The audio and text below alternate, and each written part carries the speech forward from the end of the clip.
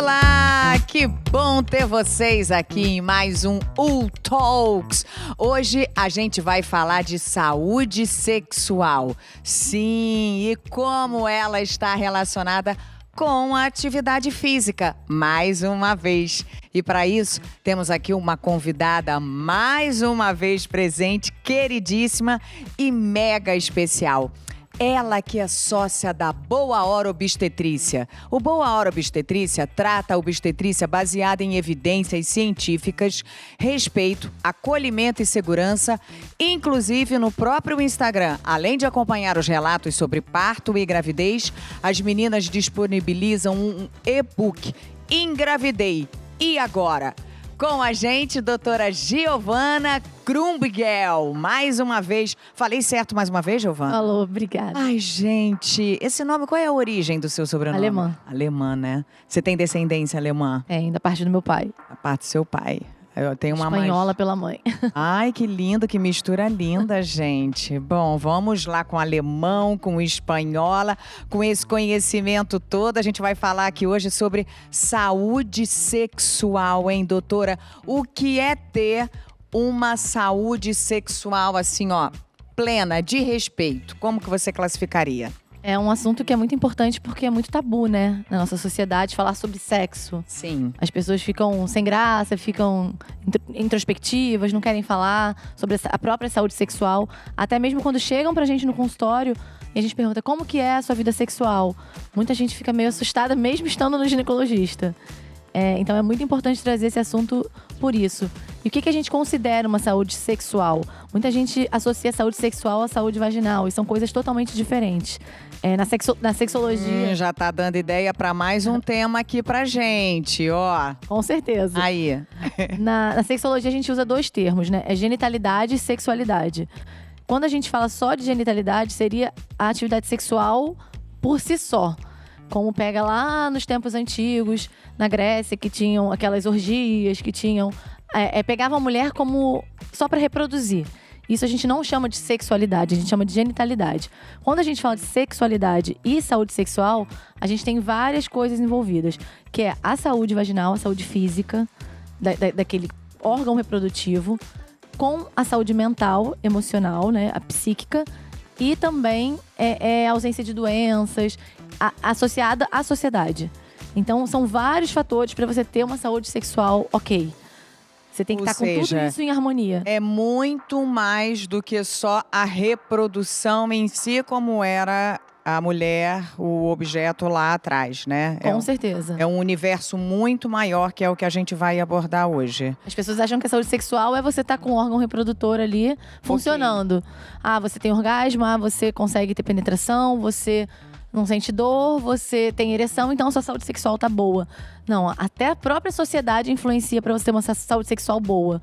Se você for pegar algumas sociedades que a gente tem, hoje ainda, tem muito tabu, algumas culturas muito distantes da nossa. Algumas religiões até, de você não pode ter relação sexual antes do casamento. Você só pode ter relação sexual se for para reproduzir. Então, tudo isso tá envolvido no que é saúde sexual. Você tem que estar com o corpo, mente e o social ok para você estar com uma boa saúde sexual. E eu acho que a base, né, doutora, disso tudo, não sei se eu tô errada, mas eu acho que a base para você ter uma saúde sexual aí plena, saudável, é você ter uma educação sexual antes, né? Com certeza. Cada vez mais a gente vê que os pais já estão começando a falar com os filhos mais cedo, porque… Eu tenho 35 anos e na minha época era assim, meus pais não foram assim, mas eu via muitas amigas minhas. Não podiam falar o que era menstruação. Só descobri o que era menstruação quando menstruava, eles sangravam, não sabia o que estava acontecendo. Imagina falar sobre sexo. Então eu acho que isso acaba contribuindo para as pessoas saber, para as crianças e adolescentes saberem o que é isso na rua e acabarem até iniciando uma vida sexual muito precoce, não se protegendo, não tendo essa educação mesmo sexual. Hoje, pelo seu conhecimento todo, você acha que essa conversa, né, sobre a iniciação à sexualidade, está começando com quantos anos essa conversa aí com as crianças? Depende muito de como a criança é, porque tem criança que já é mais desenvolvida e tem criança que é menos. Mas eu acho que o ideal é que comece ali com uns 10, 12 anos já. Falar sobre camisinha, sobre como que nasce um bebê, como que é, o que é a relação sexual. Que a própria escola vem também nessa época, já trazendo essas questões, né? Sim, e se a criança abordar isso antes, conversar sobre. E não, de onde eu vim, cegonha, não. Sim, com certeza. Mudou muito tudo isso que não consigo chamar de senhora mais. Pelo amor de Deus. E já é a segunda vez aqui, então, enfim, não consigo mais. Essa história que você falou da menstruação, imagina, eu ainda sou bem mais velha do que você, eu tenho 48. 49 eu vou ter quando for ao ar isso aqui. E é muito distante mesmo. Eu lembro que uma vez eu fui falar de menstruação na mesa, no jantar, com minha família. E a minha mãe falou, filha, seu pai tá à mesa. Como se fosse tipo uma coisa uma coisa nojenta, fora de hora. Aí eu lembro que eu olhei meio assim, a cabeça da minha mãe até já mudou bastante de lá pra cá. Mas era uma época em que, né, se falar de menstruação era ter que saber com quem falar, qual hora falar. E ainda mais os outros assuntos sexuais, né, mais ainda. Era como se fosse um segredo, né? Um cochicho. Falar ali escondidinho dentro do quarto, com a porta fechada. Exatamente. E hoje eu acho que a consciência é essa. É melhor a gente ter a conversa aberta, franca, com os nossos filhos, com as nossas crias, com quem está próximo. Porque se a gente não tiver, ele vai buscar informação de forma, na maioria das vezes, torta e errada pelas redes sociais. Com certeza. Até porque as redes sociais a gente acaba não tendo nem controle, né? Eu falo muito isso. Mas fulana tem não sei quantos mil seguidores e postou isso. Mas não necessariamente aquilo tá certo. Lógico. Não tem um controle. Você posta o que você quer. Então é melhor que a gente tenha essa conversa aberta. Eu lembro que quando eu fui mãe cedo, né? E aí quando nenhuma amiga minha assim próxima já tinha sido mãe. Eu fui a pioneira. Então não tinha nem... como é que eu faço? Qual o conselho? Os meus pais eram uma geração antiga para algumas coisas. Eu li um livro que me ajudou muito, que era nos questionamentos de parte sexual e de novidades, quando a criança começava com as perguntas, que na hora que vem uma pergunta, ao invés da gente responder de forma instantânea o que é e a gente se aprofunda e vai além, é a gente trocar com a criança. O que você acha que é? Para você entender até onde aquela criança estava perguntando. Eu lembro até de um amigo que tinha uma história boba, que a criança perguntou, pai, o que é virgem? E ele se enrolou de uma forma para falar o que era virgem, entre as pernas, nananana. E quando acabou, a criança falou assim, nada a ver, por que então que tá escrito azeite virgem? Ela estava perguntando de uma outra coisa, ela nem estava pronta para receber o que era aquela pergunta. Então, eu achei muito interessante a gente perguntar, porque tem estágios de entendimento, né?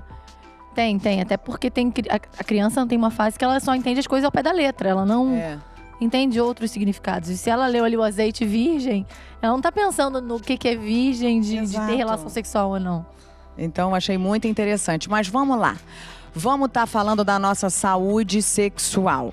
Começamos aí, né, doutora? Antes da menstruação, a gente falaria de uma saúde sexual, a não ser pela educação? Não. Não, né? Não, inclusive, muitas mães perguntam, quando a gente tem que levar a nossa filha no ginecologista? Eu geralmente respondo, ou se ela tiver alguma queixa, uma coceira, algum corrimento estranho, alguma coisa diferente, ou quando ela menstruar, ou quando ela quiser começar a ter relação sexual. Tirando isso... É isso, eu também entendo que o menstruou, acho que é legal ela começar a se conhecer, porque antes disso que ela pode vir a ter uma infecção urinária. Uma candidíase. Né, que aí vai ser facilmente resolvida. Aí, eu acho que o passo importante a criança menstruando é começar essa iniciação aí num ginecologista da vida, uma ginecologista, né, doutora, para ela se entender, conhecer. Por exemplo, tem muita criança que tem medo de usar OB. Ou Tampax, ou qual o nome genérico que existe pro... Eu não sei. Enfim, absorvente interno. Absorvente interno. OB, Tampax, o que seja, tem vários outros já hoje no mercado. E não tá nada relacionado, né? Não, nada. Muita gente acha que vai perder a virgindade. Exato. usou, e não é assim. Então, a gente explica muito isso nas consultas. Por isso é importante levar no ginecologista assim que menstrua. Até porque as meninas estão menstruando muito cedo hoje. As meninas estão com uma média menstruando em que idade? 10, 12 anos. 10, 12 anos. Está cada vez diminuindo mais, né? O processo. Antes era 15, acelerando. 16. Mas eu, na minha época, eu já menstruei com 12, sabia? Já. Já tinha menstruado com 12. Já estava dentro dessa média aí de hoje. Mas lá hoje em atrás. dia tem menina que menstrua com 9, 8. Ai, Deus. 9 é muito novinha. Muito novinha para já começar a sofrer. Então, a menina tá menstruada, é criança, quer ir à praia, ela vai poder colocar um absorvente interno. Inclusive o copinho, doutora. O copinho a gente não orienta tanto. Que deve ser mais complicado para uso, né? Exatamente. É muito maior, né? Pois é. Mas o absorvente interno se faz. E tem alguma prescrição contra para a criança estar usando? Não. Nenhuma. Tá. E para o menino, quando a gente fala de saúde sexual, a gente hoje também vai poder estar falando dos meninos, né?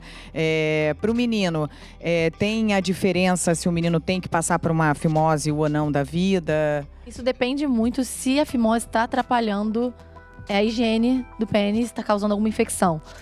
Algumas culturas, tipo a judaica, criança nasce e já faz. Muitas outras não. E tem homem que fez quando era criança porque os pais quiseram fazer. Tem homem que faz mais velho já porque incomoda nele. E homens que não fazem.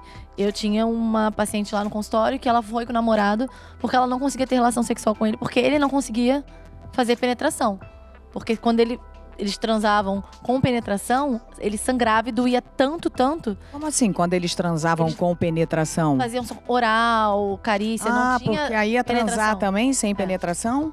Também ia transar. Também é relação sexual. Sem penetração também é relação sexual? Gente, como a gente aprende na vida. Também Tá, perdão, te interrompi. E aí quando iam penetrar, não conseguiam ter relação com penetração. E aí ela foi desesperada, perguntando o que podia fazer. E era uma fimose que tinha prendido ali na glande. E quando ele penetrava, aquela pele machucava e saía sangue. Aí eu encaminhei pro urologista. Mas é um exemplo clássico de que não tem uma saúde sexual boa. Com certeza. Quando que a mulher também não tem uma saúde sexual boa? Porque tem mulher que sofre para ter relação. Aí a gente tem uma gama de fatores. Vamos lá. Parte física, dor para ter relação. Às vezes até uma endometriose causa essa dor para ter relação. Uma tensão muscular muito grande da vagina. Isso pensando só na parte física, né? Uma infecção vaginal, uma candidíase que arde para ter relação. Qualquer fator que cause um incômodo durante o ato sexual. Se a gente pensar na parte mental, quando ela tá tendo relação sexual por obrigação. Sim. Que é fazer para agradar, não mas é tem para vontade. existir, gente. Isso também, se ela tiver com a saúde vaginal boa, mas não tiver casada, mas não tiver afim e fizer, a gente já considera que não é uma saúde sexual boa. Quando você falou tensão da musculatura, você quis dizer o quê? Às vezes a gente tem o que chama vaginismo, que é ela fica tão tensa, às vezes por fatores emocionais, às vezes por fatores pélvicos mesmo. A musculatura da vagina fica tão tensa que quando começa a penetração, não relaxa e dói, porque tá muito justa, muito apertado ali. Nossa. E aí é horrível pra ter relação, até sangra às vezes. Meu Deus. E aí o que a gente pode fazer para conseguir ter uma relação sexual saudável, prazerosa e gostosa como tem que ser? Primeiro tem a parte emocional. A gente tem alguns períodos da vida que a gente não vai estar tanta vontade, com tanto libido, e vai ser fisiológico. Por exemplo, a menopausa. A mulher tem uma queda hormonal tão grande que ela não tem mais aquela libido, aquela vontade. E aí as pessoas falam, mas é doença, não é? Por um tempo, é fisiológico. Alguns períodos da gravidez, alguns períodos do ciclo menstrual. A mulher, quando tá com burnout, quando tá trabalhando demais, também o homem, eles vão estar numa fase que eles não vão estar querendo tanto ter relação e não vai significar uma saúde sexual ruim. É um momento, é um período. Sim. A gente considera então uma saúde sexual ruim quando é por uma constante. Tempo prolongado, uma constante. Não é ali pontual, temporário, né? Quando a gente Faz tem parte, né, gente, essa oscilação também. Ninguém tá o tempo inteiro ali naquela plenitude, porque é tudo muito interligado. o exemplo mesmo, o pós-parto. Que mulher tem vontade de ter relação no pós-parto? É muito raro. E grávidas, mesmo grávidas. Eu conheço muitas mulheres que não têm a menor vontade, não conseguem, enquanto outras… Muita vontade. Muita vontade, exatamente. Isso, teoricamente, pela parte hormonal, a mulher, quando ela tá grávida, ela aumenta a libido. Mas algumas também, mas porque tem o emocional também afetando. Então elas estão com medo se a relação sexual vai causar um aborto, vai causar algum mal pro bebê. Por mais que a gente explique que não, fica aquilo na cabeça, então isso também trava de certa forma. E aí, a gente falou o que a gente pode fazer? Não, né? Eu acabei me aprofundando ainda mais aqui. E o que a gente pode fazer para melhorar? A atividade, por exemplo, entraria aí como um dos Entraria pontos? tanto na parte física quanto na parte emocional. Porque a atividade física, ela libera endorfina. E essa endorfina, o próprio colo do útero da mulher, ele libera endorfina também, ali localmente. Então, você quando faz atividade física, você melhora a sua circulação. A circulação vai fazer com que a lubrificação da mulher aumente, que o homem tenha mais facilidade para ereção, vai fazer com que a sensibilidade da vagina melhore, então ela vai atingir o orgasmo mais fácil, ela vai ter prazer mais fácil. E também vai fazer com que o seu colo do útero produza mais endorfina e cause menos dor para ter relação. Então, a atividade física está muito relacionada à saúde sexual. Você sabe, doutora, a gente teve um talks aqui que foi muito interessante também, que a gente falou sobre a saúde da mulher. E aí a gente deu esse passadão. E foi depois desse passadão e de tamanhas curiosidades de como está interligado com a atividade sexual para melhorar não só internamente, mas até a própria musculatura pélvica do homem e da mulher, enfim, como é incrível a atividade física para a nossa saúde sexual, que a gente entendeu que a gente precisava se aprofundar mais e a gente resolveu fazer os outros talks para a gente estar falando aqui hoje. Mas quem não assistiu esse que eu estou falando, da saúde da mulher, vale a pena ver. É quase que uma introdução, assim, falando de um todo, e a gente aqui está conseguindo se aprofundar ainda mais. Então, lá vem a atividade física de novo, tanto para o homem quanto para a mulher. E ainda tem o fortalecimento do assoalho pélvico, né? Exato. Que na mulher é mais importante até do que o homem. A gente tem um assoalho pélvico que ele é muito mais frouxo, a palavra. E qualquer fator pode piorar isso. Hormonal pode deixar ele mais frouxo. A gravidez deixa ele mais frouxo. Porque dilata, né? E nem sempre volta. E até mesmo pacientes que tiveram cesariana têm isso porque é a influência hormonal da gravidez em si. E a menopausa principalmente, porque o estrogênio baixa e aí o assoalho pélvico fica muito frouxo. E aí tem problemas como incontinência urinária, infecção urinária de repetição e até mesmo a vergonha de ter relação sexual por conta desse assoalho pélvico mais frouxo. E aí a gente tem exercícios na atividade física que a gente pode melhorar isso. Que são todos os exercícios que envolvam membros inferiores, nádega, abdômen. E também tem um exercício chamado exercício de Kegel. Que é a contração ali do músculo. Você faz como se você fosse prender o xixi. Isso, a gente já tá fazendo, né? Que você tá falando, a gente já tá praticando, ó, pra gente lembrar. Aí contrai ele por 5 a 10 segundos. Solta por 5 a 10 segundos. Faz isso de 10 a 15 vezes. 2 a 3 vezes por dia. Gente, isso é uma coisa que a gente pode ter inserida na nossa vida, pra gente conseguir ter a nossa saúde sexual. A gente falou sobre isso também no outro Talks, assim, não é normal se você espirra e escapa um pouco de pipi, não é normal se você tem qual outra sensação, tá fazendo atividade física, tá pulando e tem a sensação de que tá querendo escapar, isso não é o normal. É sinal de que você precisa fortalecer a sua musculatura. Hoje já existe essa conversa mais do que franca e aberta com a mulherada, pra gente entender que tem exercícios, tanto os da atividade de exercício de força, que a gente faz e que contribuem para fortalecer essa região no todo. Eu acho que no homem é igual. Mas na mulher é muito mais. Muito mais, né? Porque a gente sofre a dilatação. É a musculatura toda interna. Cede, né? E tudo interno. Então, desde o exercício da musculação, que vai ser importante quando a gente faz para essa região, para a gente fortalecer ela, até esse exercício aí, doutora, repete repete ele pra gente fazer de 15 a 20 vezes, 3 vezes ao dia. Ninguém precisa saber o que você tá fazendo. Tá no Ninguém. trabalho, tá almoçando. É o Exatamente. momento que você vai estar ali, seu que explica, doutora, de Dirigindo novo. no trabalho, almoçando, você pode É. fazer qualquer momento. Você vai contrair os músculos da pelve, como se estivesse segurando o xixi. E vai ficar ali 5 a 10 segundos. E aí relaxa 5 a 10 segundos. E faz isso 15 vezes. E hoje em dia também tem a especialidade da fisioterapia, que é a fisioterapia pélvica, né?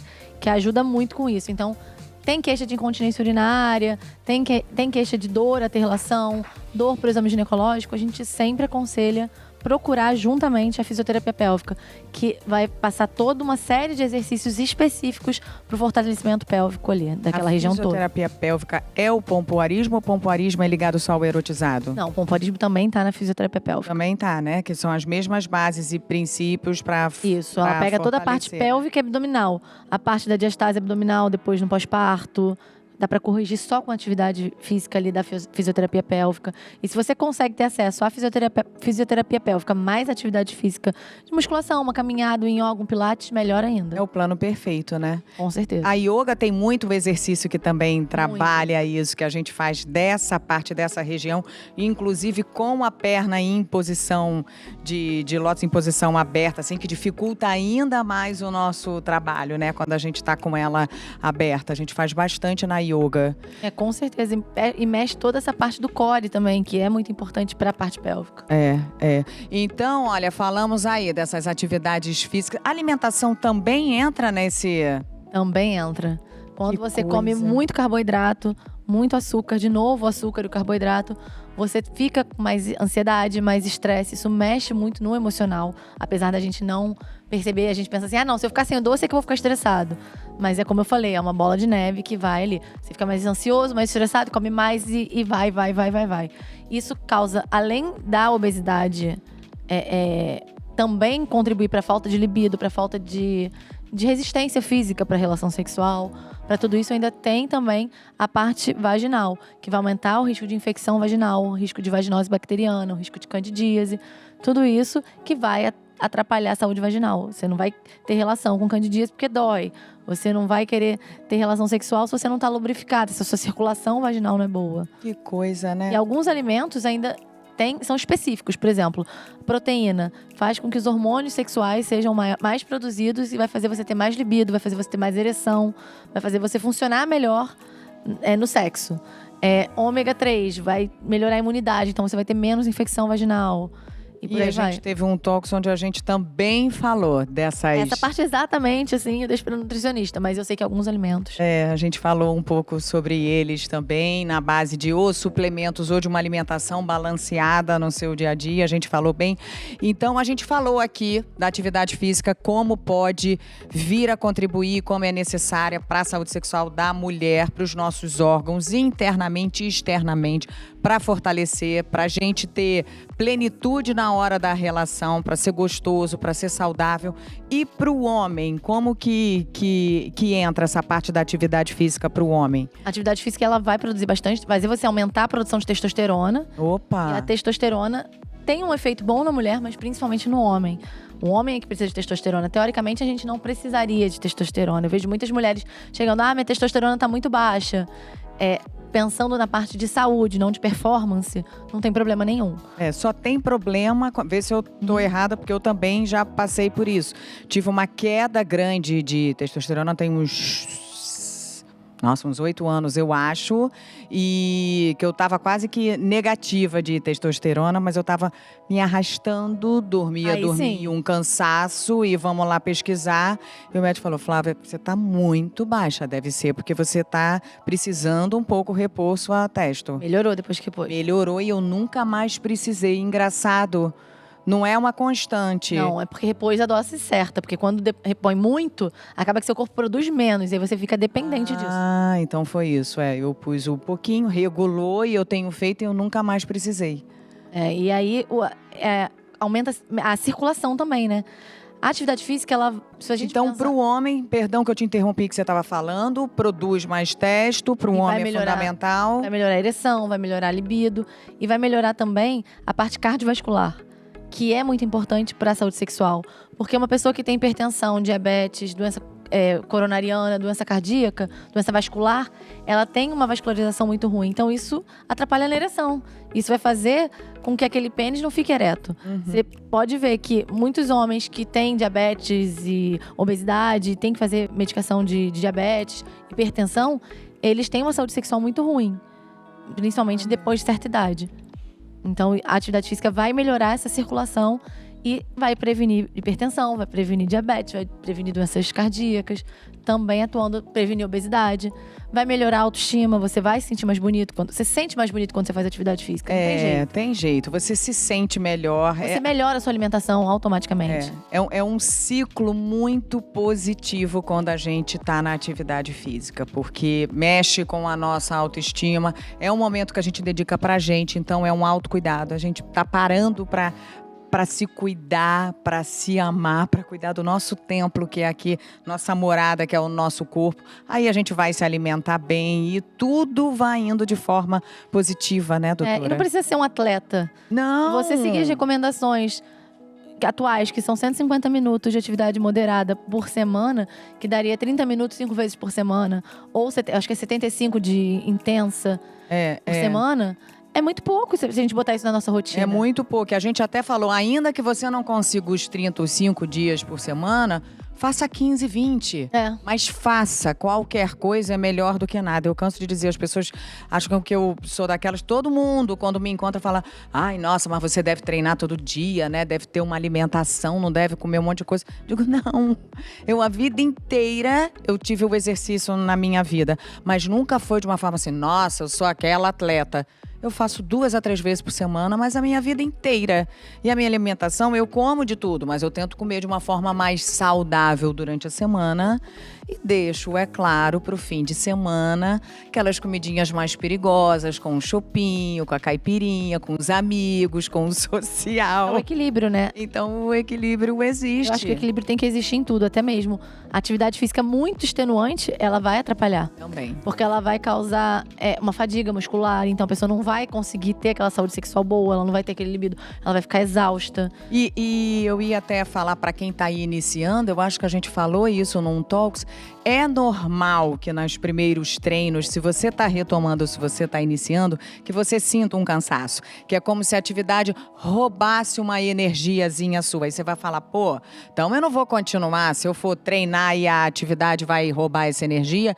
No início, eu tô falando aí 2 semanas. Depois disso, a coisa regula e aí o processo começa a se inverter e você sente falta da atividade entrando para você ter mais disposição. E é isso mesmo, inverte, não é nem que normaliza. Você vai se sentir mais disposto porque você treinou. Exato. Tanto que o pessoal fala que é muito bom treinar de manhã, né?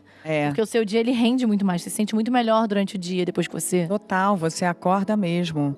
Doutora, acho que a gente falou de tudo um pouco, mas eu acabei pulando as grávidas e ainda mais com o seu programa aí, o Boa Hora Obstetrícia. Quer falar um pouquinho do Boa Hora Obstetrícia e falar dessa saúde sexual das grávidas? Não, com certeza. É muito importante, porque eu acho que hoje em dia, quando a mulher ela descobre que ela tá grávida, ela tem muita gente em volta dela dizendo que ela não pode fazer isso, ela não pode fazer aquilo, ela não pode aquilo.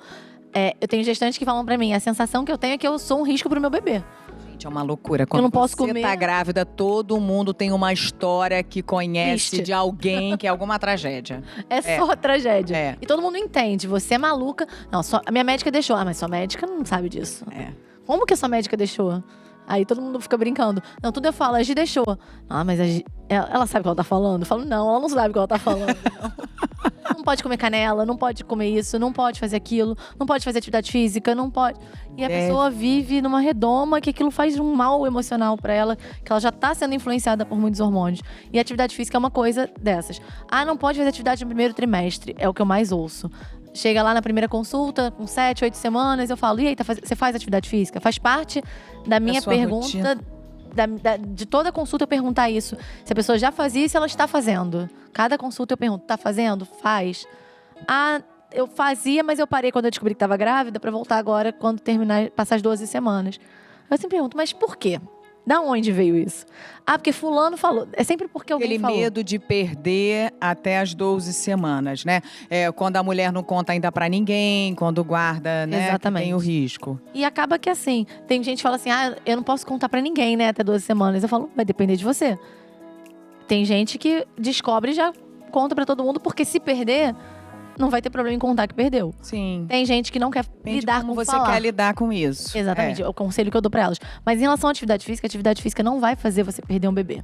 É um percentual alto de mulher que perde bebê até as 12 semanas, doutora? 30% a 40%. Nossa, é muito Mas é alto. porque as pessoas não falam. É.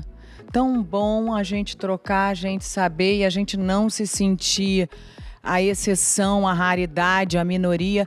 30%, 40%, gente. Exatamente. É um processo normal.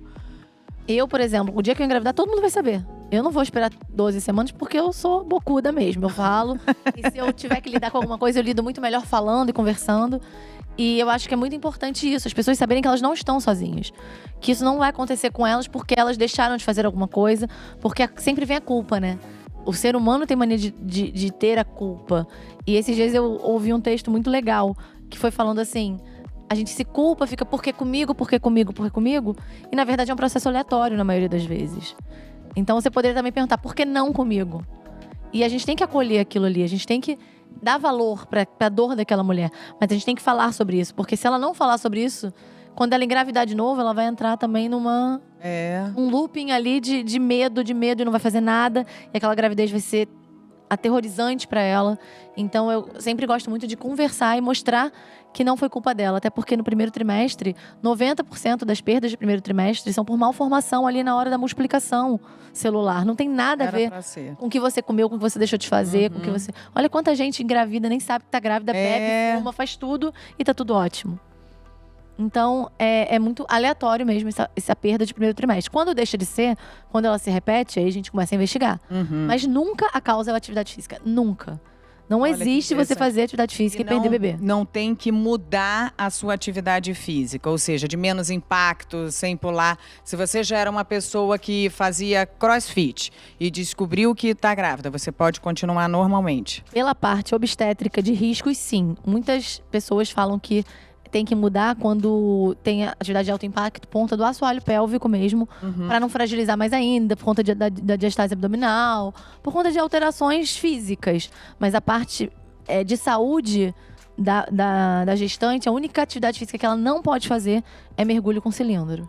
Tirando isso, eu tenho gestante que faz crossfit com 40 semanas, natação, hidroginástica. O que a gente fala é não vai pegar uma pessoa que era sedentária, engravidou e botar pra fazer crossfit. Exato, aí é que não pode, tá. Porque ela fica muito mais cansada.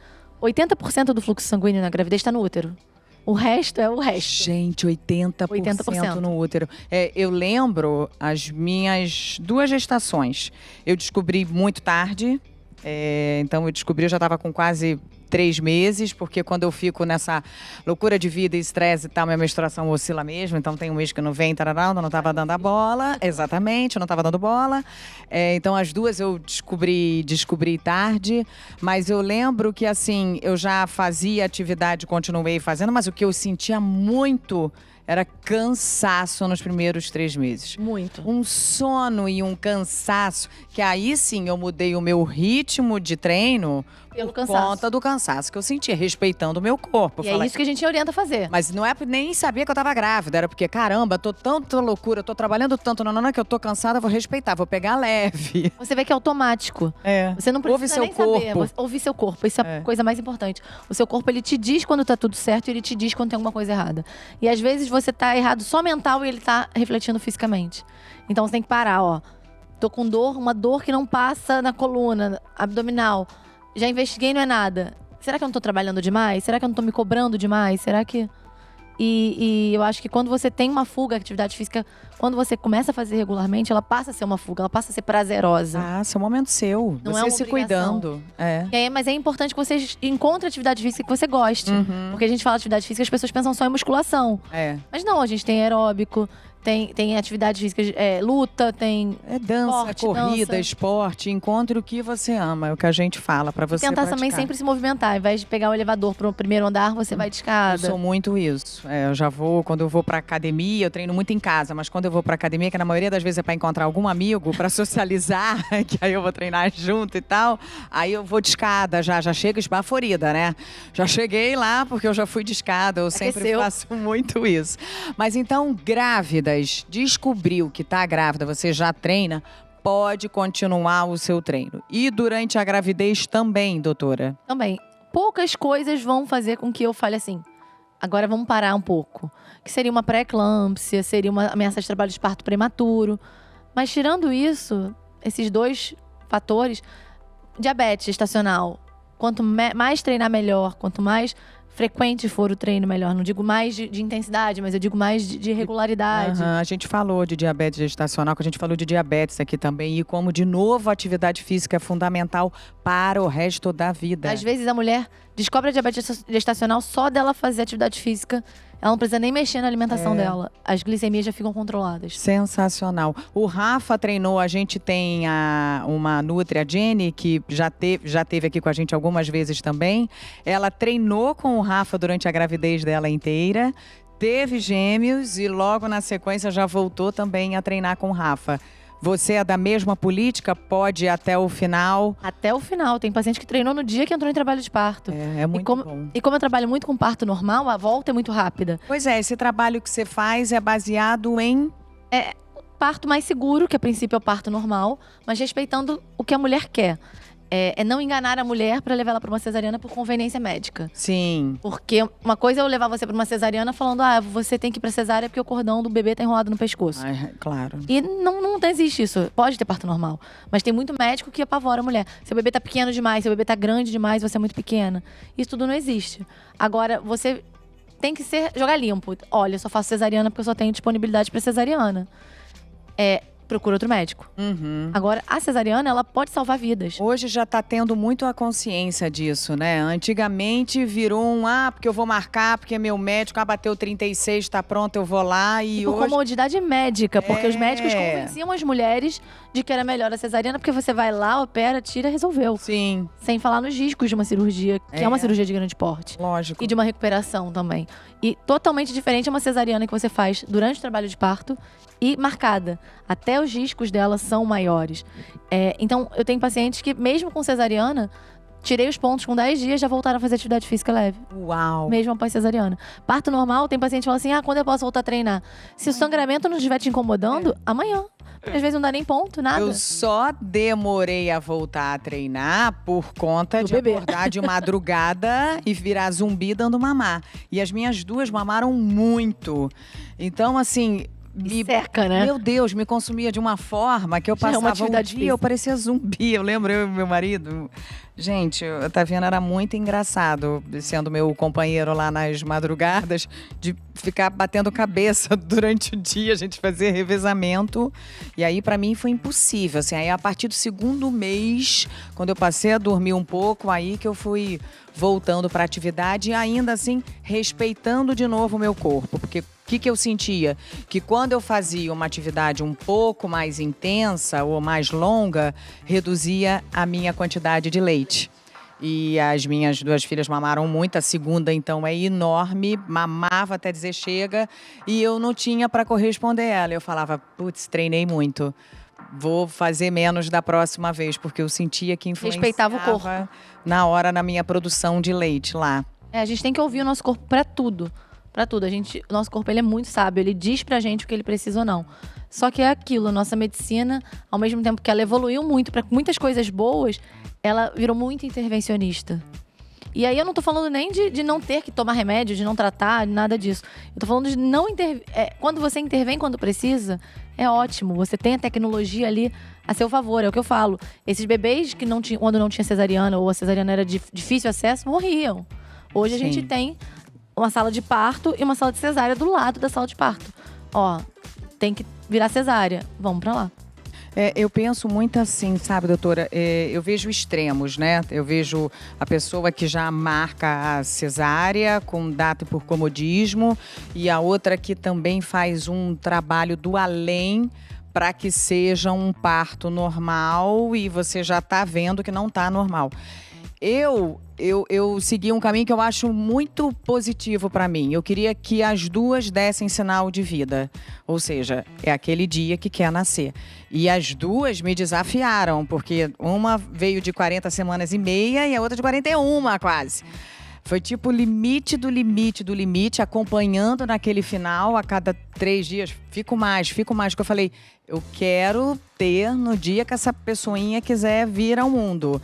E eu não consegui o parto normal em nenhuma das duas, mas eu tentei até o limite, cheguei a ter contração, fiquei 12 horas em trabalho de parto. Mas é importante não falar isso, de não conseguiu, porque aí você bota a culpa em você. Não, mas eu não consegui, mas eu considero que foi o que tinha que ser. Exatamente. Hoje, na minha cabeça, assim, o parto, o normal virou sinônimo para mim de ser, aconteceu no dia que era para ser. Faz toda a diferença para a mulher e para o bebê. A forma, eu não tinha esse poder da forma. Fiz a yoga, respirei, me alimentei bem, tentei acalmar a alma. Tive a dilatação, mas a minha primeira nasceu no meio do carnaval. O anestesista estava preso no Sovaco de Cristo, que é um bloco de carnaval aqui no Rio. Não chegava, eu sentindo dor, sem poder aplicar nada para ajudar a dilatar. E acabou virando um risco tentar mais tempo e fomos para cesárea. Mas eu tive a tentativa de vamos tentar um parto normal. Mas ela queria nascer naquele dia. A minha segunda, mesma coisa. O seu corpo 40 semanas, larguei o tampão, saiu o tampão, para ela nascer, já tô indo de mala de novo para maternidade.